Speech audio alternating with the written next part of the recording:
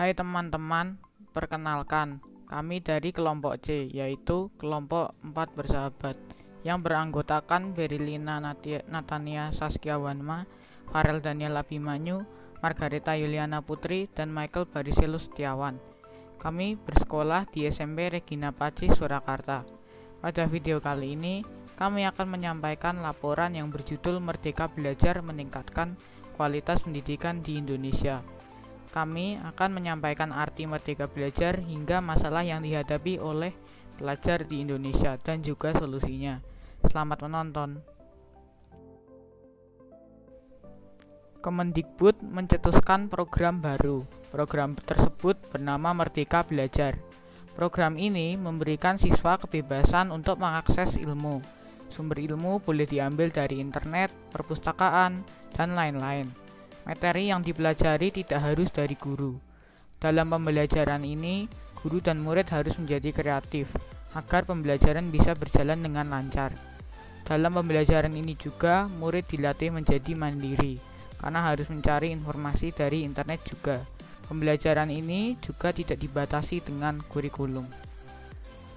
Dikutip dari website resmi Kemendikbud, Merdeka Belajar tidak diterapkan di semua sekolah karena ada kurangnya sumber daya manusia.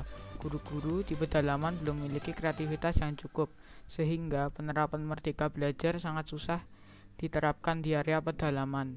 Selain karena permasalahan tersebut, kurangnya sarana dan prasarana berdampak pada sulitnya penerapan Merdeka Belajar.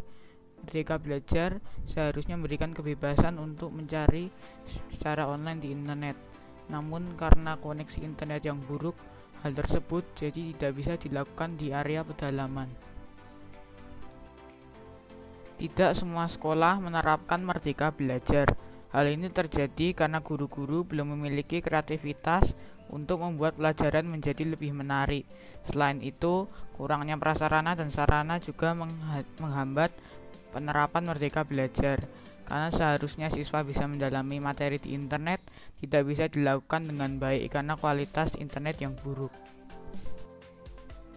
Bukti bahwa masalah umum di atas benar adalah sekarang banyak sekali siswa yang malas belajar daring. Menurut survei yang dilakukan oleh UGM, banyak siswa yang mengatakan bahwa mereka bosan belajar dari rumah karena adanya guru yang memiliki keterbatasan keterampilan dalam mengajar daring. Selain itu, biaya kuota internet yang mahal juga membuat para siswa kesusahan untuk belajar. Untuk masalah yang umum, guru harus dilatih untuk menjadi kreatif dalam mengajar, seperti menggunakan metode tebak-tebakan atau kuis, sehingga murid tidak akan bosan dan termotivasi untuk menjawab, dan tidak terasa bosan saat kegiatan belajar mengajar. Solusi yang kedua, pemerintah seharusnya memberi sarana yang baik untuk proses belajar mengajar, seperti bangunan yang mendukung, kuota internet gratis setiap bulannya, atau bisa juga dengan memberikan opsi offline, yaitu pemberian buku materi dan buku tulis.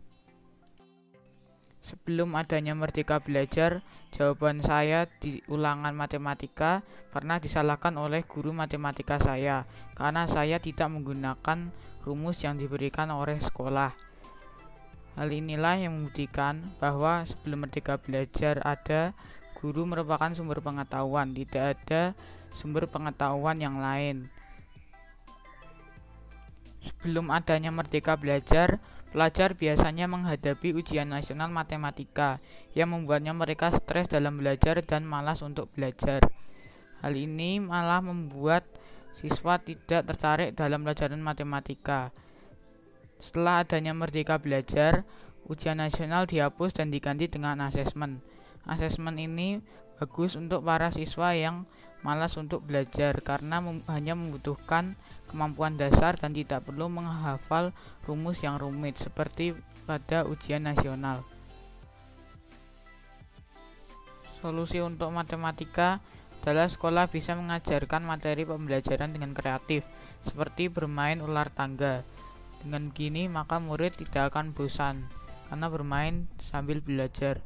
Solusi yang kedua adalah dengan mengurangi bahan pada saat PTS atau PAS, sehingga murid tidak perlu mempelajari banyak hal dan tidak stres sebelum PAS atau PTS diadakan. Guru SD saya pernah bercerita bahwa saat guru saya masih kecil, ia pernah disuruh untuk menghafalkan semua butir-butir yang terdapat di dalam Pancasila. Akibatnya, Pancasila yang seharusnya diamalkan di kehidupan tidak dilakukan dan hanya menjadi pelajaran yang dihafalkan. Jarang sekali murid yang belajar PPKN untuk dilakukan. Biasanya murid-murid belajar PPKN hanya untuk melewati ulangan. Bukti bahwa masalah di atas benar adalah seorang murid yang tidak menghafal Pancasila, ia hanya hafal sila pertama Pancasila. Hal ini berarti bahwa Pancasila hanya dipelajari untuk melewati ulangan.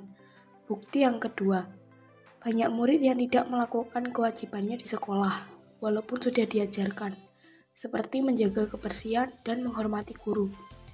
Solusi untuk PPKN. Guru bisa menyuruh siswa untuk memecahkan masalah yang berhubungan dengan persatuan dan kesatuan, hak serta kewajiban, dan Pancasila. Solusi yang kedua, PPKN dijadikan sebagai pelajaran yang harus dilakukan dan tidak dihafalkan, agar pelajar dapat mengetahui makna Pancasila yang sebenarnya. Sebelum adanya Merdeka Belajar, sekolah-sekolah pada umumnya hanya memberikan tugas dan materi yang cukup. Guru pun jarang memberikan penjelasan pola hidup hewan atau tumbuhan yang terdapat dalam materi tersebut. Mereka hanya menunjukkan gambarnya saja, tetapi tidak dijelaskan maksud dari gambar itu. Bukti bahwa masalah di atas benar adalah terkadang bila murid-murid disuruh untuk mencocokkan beberapa gambar serangga atau hewan dengan namanya. Mereka terkadang lupa atau bahkan tidak tahu wujud dari hewan tersebut. Hal ini terjadi karena mereka tidak pernah melihat hewan tersebut secara langsung, sedangkan yang di sekolah alam tahu bentuknya dan tahu nama-namanya. Dalam sekolah biasa, kita pasti diajarkan untuk merawat lingkungan dan tidak merusaknya. Namun, masih banyak juga orang-orang atau siswa yang tidak merawat lingkungan. Buktinya, masih banyak orang yang membuang sampah sembarangan dan terkadang anak kecil usil dengan merusak tanaman. Solusi untuk mapel IPA adalah dengan mengunjungi dan melihat alam-alam di sekitar kita. Dengan begitu, murid-murid akan termotivasi untuk belajar karena tak membosankan dan mereka bisa mengetahui alam lebih dalam. Mereka juga bisa mengamalkan pelestarian lingkungan dan juga menjaga lingkungan seperti tidak membuang sampah ke sungai. Guru harus kreatif dalam mengajarkan materi kepada para murid-muridnya. Harus dibuat semenarik mungkin agar tidak membosankan dan guru harus menggiring siswa untuk melestarikan dan juga menjaga alam. Agar generasi selanjutnya juga tetap melestarikan dan menjaga alam. Contoh menjaga alam adalah tidak memburu hewan yang dilindungi dan menghemat air. Sebelum adanya Merdeka Belajar, banyak siswa yang tidak menyukai pelajaran bahasa Inggris. Karena pelajaran bahasa Inggris terkadang terasa susah untuk beberapa murid. Selain karena susah, pelajaran yang diajarkan oleh guru terkadang terasa membosankan, sehingga tidak ada yang tertarik untuk mempelajarinya. Menurut sebuah artikel, di dalam bahasa Inggris ada 4 unsur, yaitu speaking, writing, reading, dan listening. Pada saat lulus SD, seharusnya semua siswa bisa mengetahui dan memahami 4 unsur-unsur tersebut. Namun nyatanya pada saat SMP, ternyata banyak siswa yang tidak bisa memahami atau mengetahui 4 unsur tersebut. Menurut data yang ditulis di website resmi SMP Negeri 8 Surakarta, tidak lebih dari 10% siswa yang bisa dan memahami 4 unsur di atas. Jumlah siswa yang memiliki kemampuan minim juga sekitar 10% juga. Pada akhirnya, 80% dari mereka hanya bisa 1 atau 2 unsur, yaitu reading dan writing. Menurut artikel, banyak juga lulusan yang akhirnya menyesal tidak belajar bahasa Inggris pada saat masih menjadi pelajar. Akibatnya, mereka harus menunda karir mereka untuk mempelajari bahasa Inggris. Ada banyak sekali cara agar siswa-siswa bisa mau dan termotivasi untuk belajar bahasa Inggris. Yang pertama adalah dengan menggunakan metode TPR, yaitu yang artinya guru memberikan perintah berdasarkan gerak tubuh kepada siswa dengan menggunakan bahasa Inggris. Dengan begini, belajar akan terasa menyenangkan dan murid-murid bisa mengetahui artinya. Metode yang kedua Atau solusi yang kedua adalah guru bisa memutar film atau lagu pada saat waktu luang di kelas, sehingga murid bisa senang mendengarkannya dan dapat termotivasi untuk mempelajari artinya. Hal yang terakhir atau solusi yang terakhir adalah dengan menggunakan aplikasi belajar seperti Duolingo dan lain-lain. Dengan menggunakan aplikasi seperti ini, yang dirasakan murid bukanlah seperti belajar, namun seperti memainkan permainan tebak-tebakan, karena suasananya juga yang sangat berwarna sehingga murid tidak terasa stres dalam belajar. Mari kita majukan mutu pendidikan di Indonesia dengan menerapkan Merdeka Belajar di semua sekolah. Sebagai generasi muda, kita bisa mengemukakan pendapat atau membuat kampanye untuk menerapkan Merdeka Belajar di seluruh Indonesia. Bila sekolah-sekolah dan pemerintah melihatnya, kemungkinan besar semua sekolah nantinya akan menerapkan Merdeka Belajar. Merdeka Belajar berdampak pada mutu pendidikan di Indonesia. Dengan Merdeka Belajar, pembelajaran tidak lagi terasa bosan, namun terasa menyenangkan. Merdeka Belajar juga membuat guru dan siswa semakin kreatif dalam kegiatan belajar mengajar. Merdeka Belajar bisa membuat mutu pendidikan di Indonesia menjadi lebih baik dan lebih baik lagi.